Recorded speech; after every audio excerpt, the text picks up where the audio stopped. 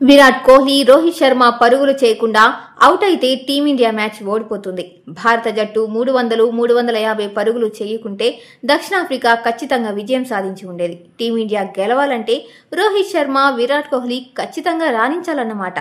ఇప్పుడంతా యువ క్రికెటర్లపై చర్చ జరుగుతోంది.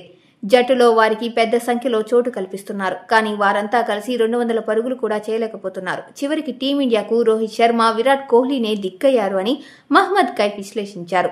విరాట్ కోహ్లీ సెంచరీకి టీమిండియా విజయానికి సంబంధం ఉంది. అతడు 7 సిక్స్లు బాదితే రోహిత్ శర్మ 3 సిక్స్లు కొట్టాడు. వారు సిడ్నీలో చేసినట్లుగానే రాంచీలోనూ భాగస్వామ్యం నెలకొల్పారు. ప్రస్తుతం టీమిండియా పరిస్థితి ఏమంత బాగలేదు.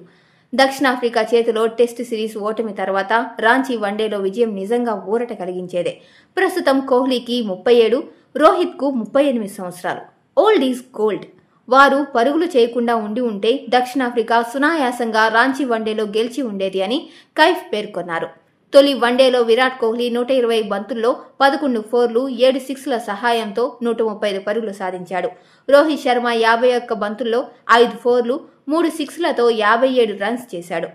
వీరిద్దరూ రెండో వికెట్కు 109 బంతుల్లోనే 136 పరుగులు జత చేశారు. ఈ మ్యాచ్లో టీమిండియా నిర్ణీత 50 ఓవర్లలో 8 వికెట్లు నష్టపోయి 349 పరుగులు చేసింది. దక్షిణాఫ్రికా 49.2 ఓవర్లలో 332 పరుగులకు ఆలౌట్ అయింది. దీంతో ఈ మ్యాచ్లో టీమిండియా 17 పరుగుల తేడాతో విజయం సాధించింది.